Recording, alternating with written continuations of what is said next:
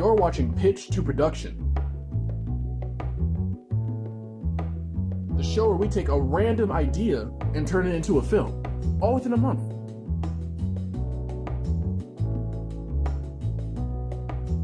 Now, without further ado, lights, camera, action.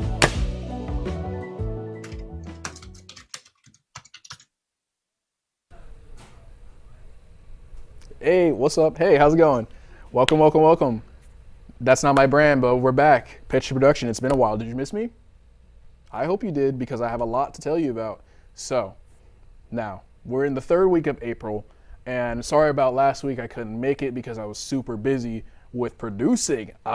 Name of the show, production. Check that out. Okay, so we have a lot to talk about here, but first things first, right? Maybe you guys have noticed that I took down my first short film, Dog Ear, and you're probably like, oh, maybe he's just mad embarrassed. I don't know why he did that. No, it's because it got submitted to a film festival and I got in. So big news there. What's up? I'm going to be in the Flamingo Film. Thank you, Abraham. I'm going to be in the Flamingo Film Festival this Saturday at Fort Lauderdale FAU. And that's kind of a huge deal. It was like 380 submissions worldwide and mine got picked. My little ditty film got picked. So, you know, I guess I got to gloat a little bit. But let me not get a big head for too long, because I also got to talk about this film that I worked on now, Ginseng. Now, Ginseng, that is a hard baby. Like, honestly, this has been like the hardest thing I've done production-wise, because it was such an ambitious project. Like, it was 7 cast and 6 crew, 13 people in one little office area. And we were trying to make things work. Things were not going our way that day. It was raining all day. We couldn't figure out the equipment. There was a lot. Also, we got flooded in, but that's a story for another day. So yeah, like I learned a lot. I learned a lot for sure from that production, and we're still doing, honestly, so there's still more to learn. But one thing I learned is that you can't have all your eggs in one basket. A big thing I know I struggled with was understanding how long a recording session would take. And this one taught me how long it should take, because the first day, I was super excited to shoot all 14 pages of script, right? And I got like one shot done, not even a scene. I got a shot done, and we were there for like 8 to 10 hours. I felt so bad for my actors. And honestly, this can serve as a YouTube apology video, except I didn't do anything, crazy. But yeah, so sorry, my actors, each and every one of you. I could do names right now, but I'll keep the names for later for the credits. But yeah, it taught me a lot. It taught me that my pace as a younger director, at least, is to have the shoot be 6 to 7 pages of script a day. So let's take Ginseng, which is 14 pages. Then my script would probably take 2 or 3 days to shoot. Let's take Dog Ear. That one was only 6 to 7 pages. I believe 8, but that was just because like action stuff. So that would take 1 day to film. So yeah, I also learned that key light is very important. Now, key light is a film term used to describe the main source of light in the scene. So whether that's like a window that's open, or maybe there's like ceiling lights just like this shining down, these are key lights because these are lights that are established to the audience. Now, I bring this up because in the room that we were operating in, there was a big window to the cityscape. That was our key light. And the problem was that it was raining all day, so we barely got any light. Ergo, we had no good lighting for the actors to show their faces and stuff like that. And what happens when you have no lighting? Either it's all post-production and your film looks really bad, or you don't have a film, right? So that was a lot of the issue on the first day. Luckily, my actors were pretty chill about it, so even though they wanted to do stuff that I probably can't say on air to me, we treated it as like a dress rehearsal. Everybody looked really nice. Our makeup artist did really good. I wish I took pictures to show you guys how it looks, but I'll keep that to the premiere, or keep that for the premiere. So, actual writing. Let's get to script writing, because I missed that week, and then we can get into production, right? So let's show you the Ginseng script. And yeah, so this buddy over here, thank you very much. This buddy over here, I'm not going to show you the whole script because it is a psychological drama. And if you guys, I see you over there, if I show the page, you guys are going to screen cap it real quick and read what happens. I'm not going to do that. No. So what we're going to do is look at the first couple pages. I'm going to stop at like Act 1. And you see here that unlike Dog Ear, which was a silent film, there is a lot more dialogue between these characters. So there are 7 characters. If you remember from 2 weeks ago, you have a chocolate, but that they are Ginger, Isa, Greer, North, Salone, Ezra, and I have to remember all of my characters. Nat, thank you. Okay, so those are my 7 characters, and they're all discussing which one deserves to sleep in a room where they haven't slept in like a week or 2 weeks. And this ginseng tea is the way that they can sleep, but they just have to decide like which one deserves, honestly, which one doesn't deserve to die. Because if you don't sleep for a while, you can die, and it's a very scary illness that we don't talk about.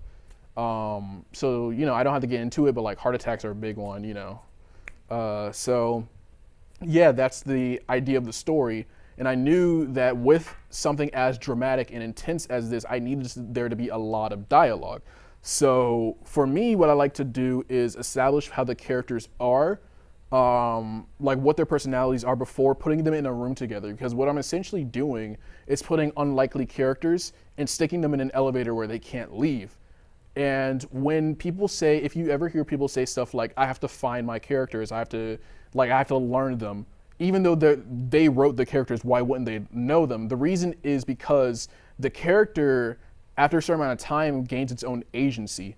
And how they interact with other characters that you, again, have written will be different to, let's say, how you would react to another person that has a different personality, right? When you write a character, it's always a facet of yourself. And even when you're like writing somebody that's like, oh, they're totally not like me, in that sense, they are a facet of yourself because you're using yourself as a template and creating the negative version of yourself. So everything you write has something to do with you. So I knew that in order to have this story be believable and how dynamic these characters could be, I needed a little help with what I like to use is the 16 personalities test, right? So the 16 personalities test, if you don't know what that is, it's like, how do I explain this? I'll use my personality type, right? So mine's is ENFP, which means extroverted, intuitive, feeling, and prospecting, right? They have subcategories for each person. Each personality type has 4 subcategories. And basically with this 100 question test, you can figure out which personality type you are. Now, it doesn't tell you what type of person you are. It basically tells you what brain space you're working with and how you can navigate around that. And it helps me out with myself and figuring out how characters would think. Because if you have 7 characters, right, there's always going to be bound, it's always bound to have like a little bit of, oh, yourself is showing, right? And that's kind of what at least I don't want to do. I don't want to have myself showed in my characters unless I try to make it that way. So let's use Greer, for example. They're the first person that talks, right? They're actually, no, Isa is, so let's use Isa. So Isa is a stalwart character. They stand strong. They want to be the rock for people, especially in this desperate situation, right? So their first line is literally, I would like to remind you all to treat everyone here with respect. Though we haven't slept for days, now is not the time to lash out and forget ourselves. So I knew that for Isa, I wanted a character that could keep people in their place, rein everybody in, but also have a bit of humanity to them. So their personality type is the commander. And I believe off dome, I believe is ENTJ, which is extroverted, intuitive thinking, and judging. So that would help them, make decisions for the group, such as I'm going to make sure that everybody stays humane. I'm going to be that rock for people. That is a huge decision in a group of people that haven't slept for days. Remind you, if you haven't slept for like 2 days, you already feel insane. These people haven't slept for a week. So I definitely wanted to show that in Isa. And the personality test kind of helped me do that because I know that if I was in Isa's shoes, I'd be like, well, I'm out. I'm drinking the tea. Sorry, you drank it, So that helped a lot. Let's use Greer, right? Their personality type is entrepreneur. And it's not like I'm in my bag, get your money, bag. It's not that. It's they're the type of people that go around in a party talking to everybody because they want to, not to get to know them, but understand how they can help them. You know what I mean? Like, they're the type of people that remember occupation, right? So, oh, they're a lawyer. Oh, they're poli-sci, whatever, blah, blah, blah, blah, blah. They get to know people and what they do because it's interesting to them, not for like it's interesting just in general.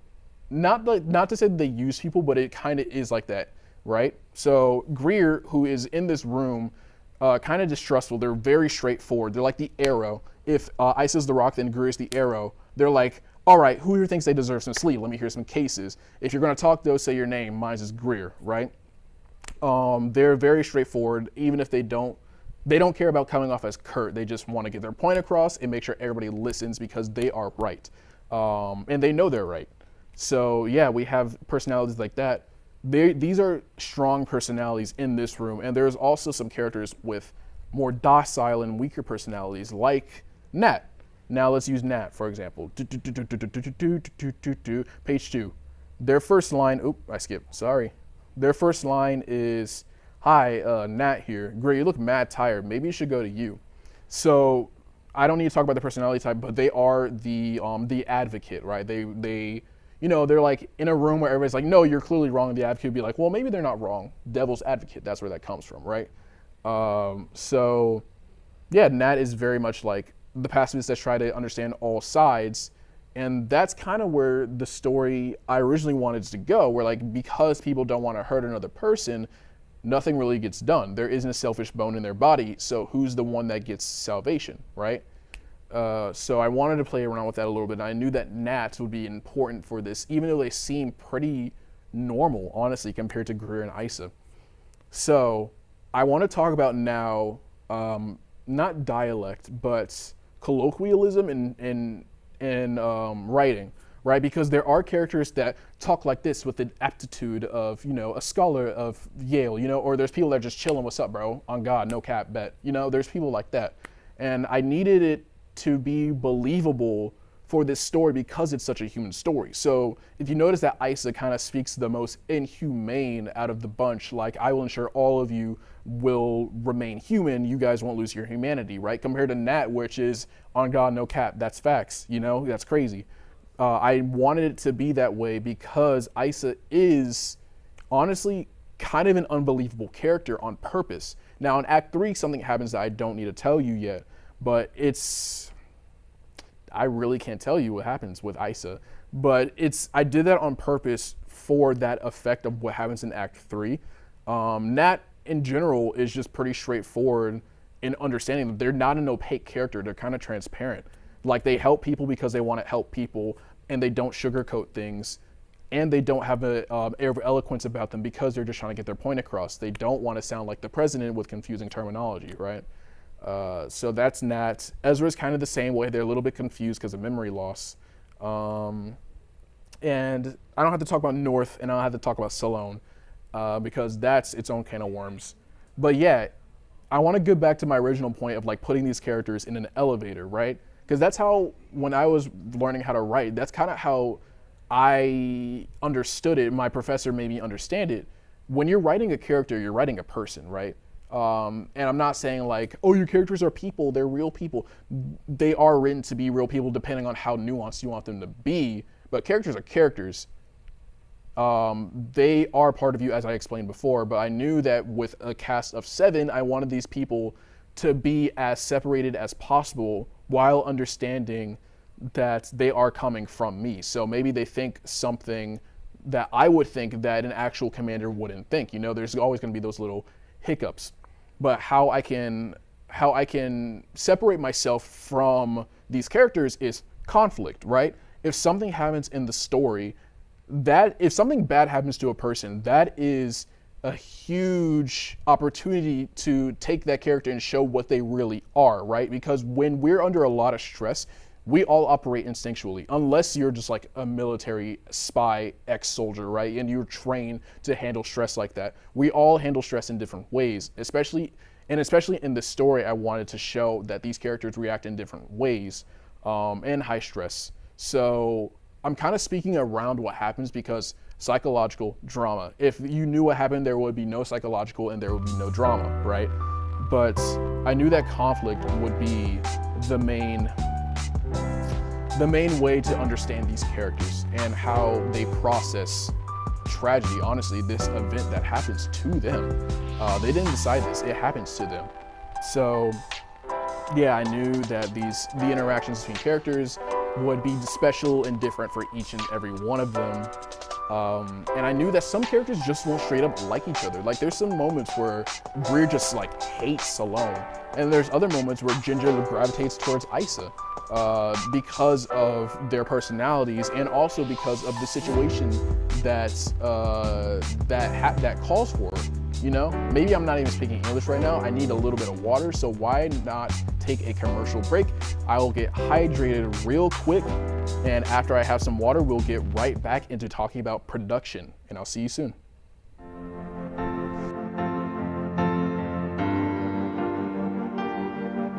Being a successful woman in business means having the courage to own who you are.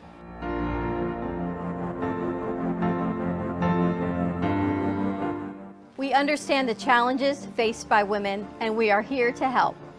Our team is here to develop the best strategy designed just for you. Your path is unique, and with the right tools, you can accomplish your dream. From radio to TV, from podcasting to magazines, we create the visibility to amplify your impact in business. At New Dawn Media, we are here to help bring your message forward and help your business flourish. It is time for your message to be seen and your voice to be heard. Contact us at 866-224-5422 or brooklyncafe.tv. Your voice can make a difference. Welcome to AMP2 TV, the first and only internet production company that's truly plugged in. When you're looking for a full-service internet radio, TV production company, discover AMP2 TV. AMP2 TV is a full-service media company that can provide all streaming videos, video studios, radio studios, and television studios. Call us today at 866-224-5422, for no business is too small to grow to be accounted. It's time for your message to be seen. Let AMP2 TV help get you there. Hope you grabbed some popcorn. Pitch to Production comes back in 5, 4, 3.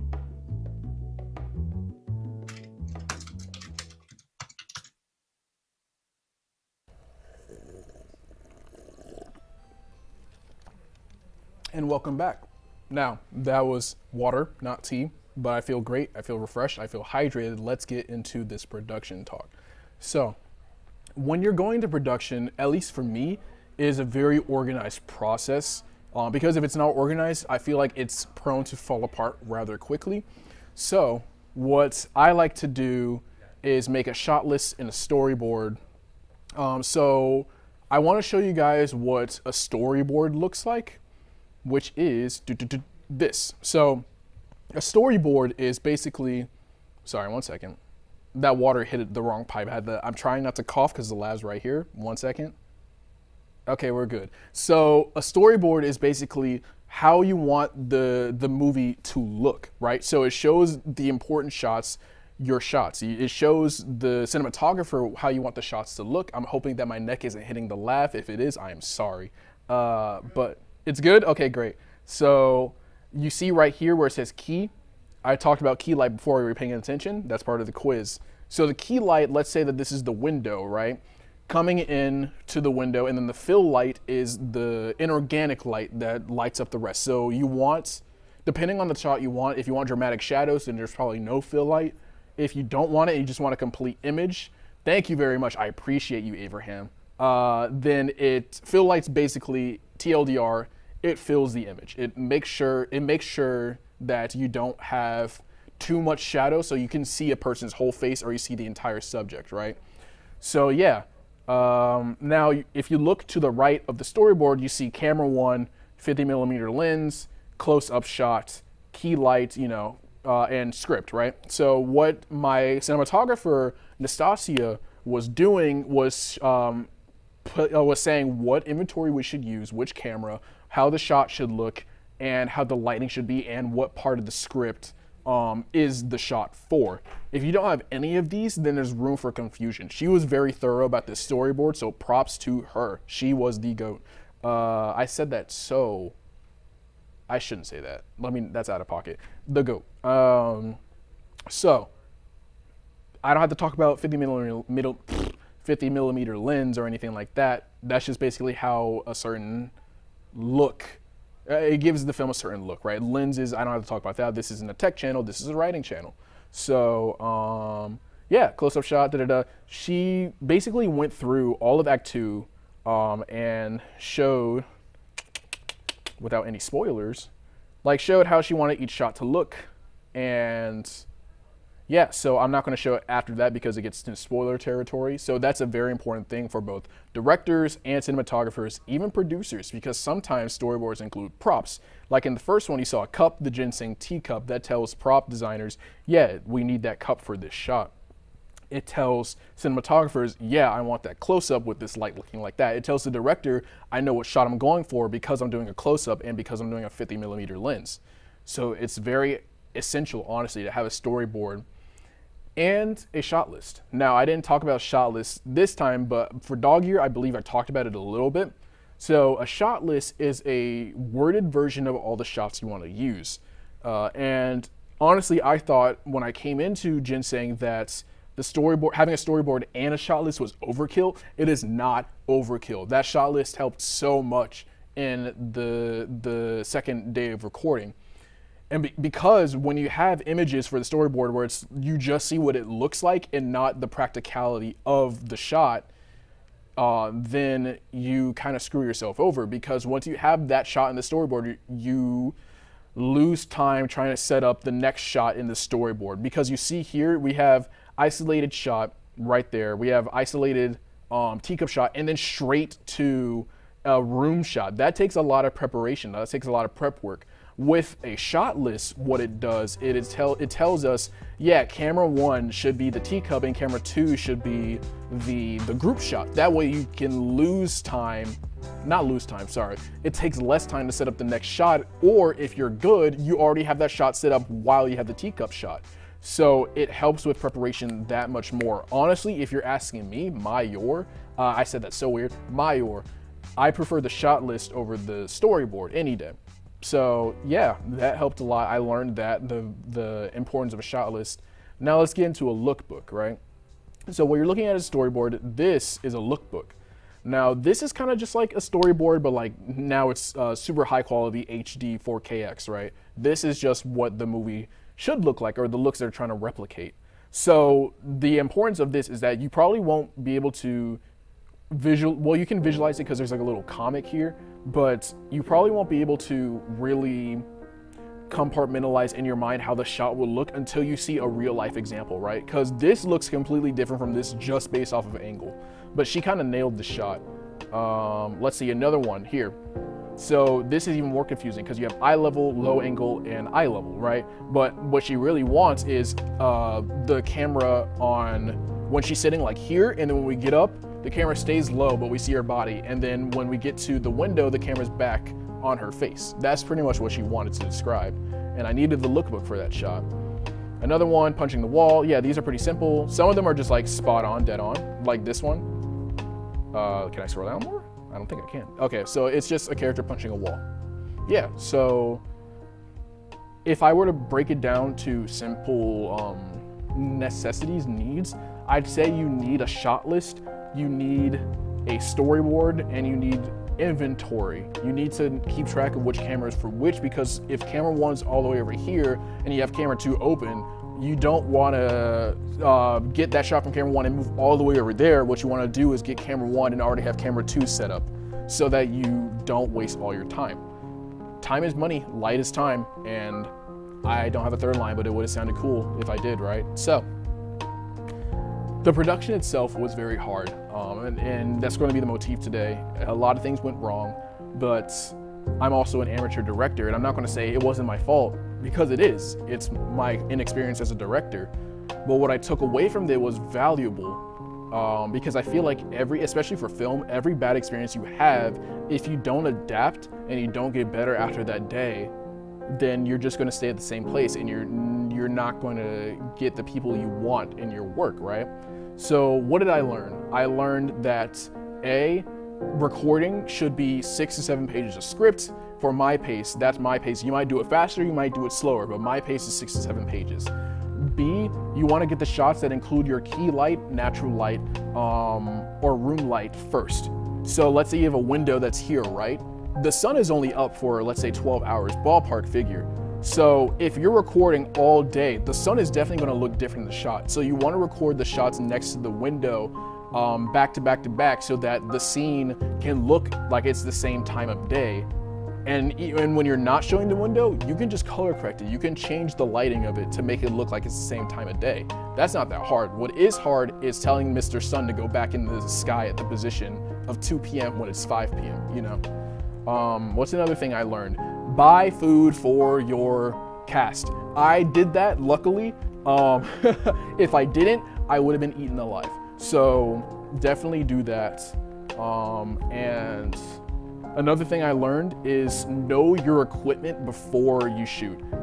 One of the biggest issues was that I couldn't figure out how to get the audio to work on this new device I never tried before. And I honestly should have taken the time to learn it instead of wasting everybody's time in the shoot.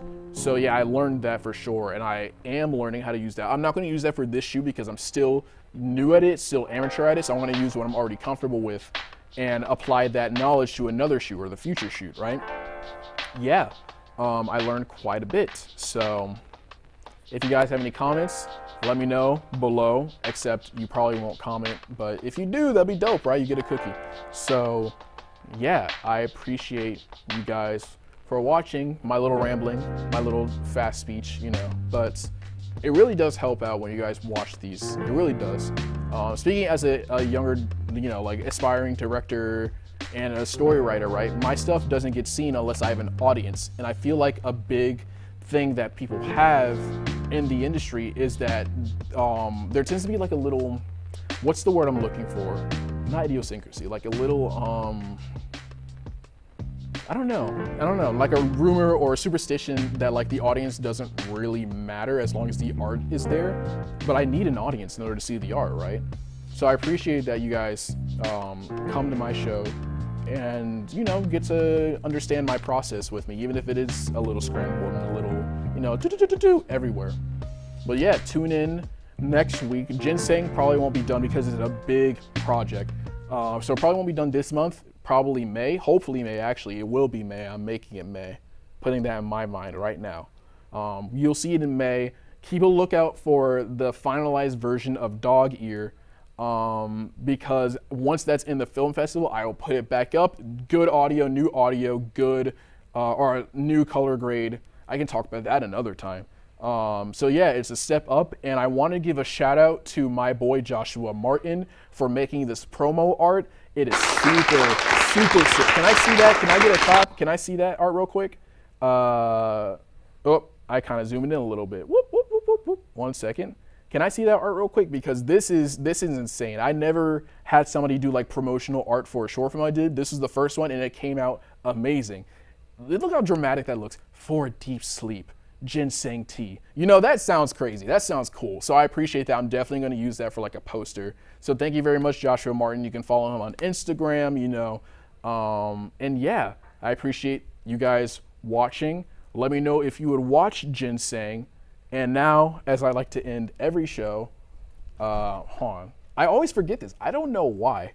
But what does that say? Oh yeah, and that's a wrap.